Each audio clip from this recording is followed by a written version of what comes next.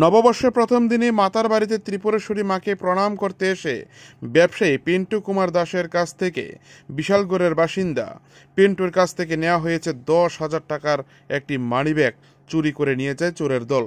সাত সকালে এই ঘটনায় রীতিমতো চাঞ্চল্য সৃষ্টি হয় গোটা মাতার বাড়ি জুড়ে। যেখানে মায়ের ভক্তরা মাকে প্রণাম করতে আসে সেখানে হচ্ছে বড় ধরনের চুরি। প্রথম দিনে এত বড় চুরির ঘটনার সাক্ষী হতে হলো মাতার বাড়িকে, তা কখনোই কাম্য নয় বলে মনে করেন দর্শনার্থীরা। মন্দিরের সামনে থাকা সিসিটিভি ক্যামেরা এবং পুলিশ কোনো ধরনের ব্যবস্থা গ্রহণ করতে পারেনি। কখন এবং কিভাবে এত বড় চুরিকাণ্ড সংঘটিত হলো, যা রীতিমতো প্রশ্নচিহ্নের মুখে দাঁড়িয়েছে মাতার বাড়ির নিরাপত্তা ব্যবস্থা।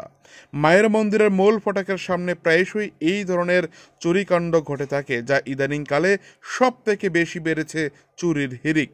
দূর দূরান্ত থেকে আসা পুণ্যার্থীদের সাথে এই ধরনের ঘটনা খুবই লজ্জাজনক বলে মনে করছে গোটা মহকুমাবাসী।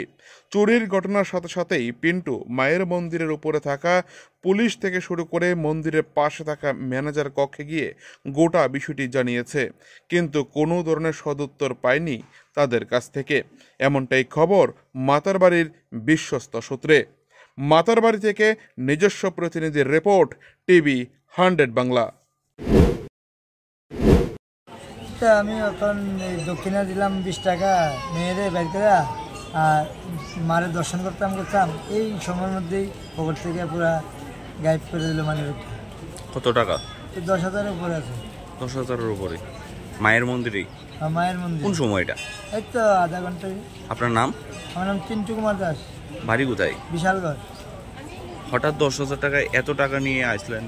আমার তো দোকান আছে, কালকে আমদানি কিছু পাইছি, সব পকেটেই আসতো আর কি।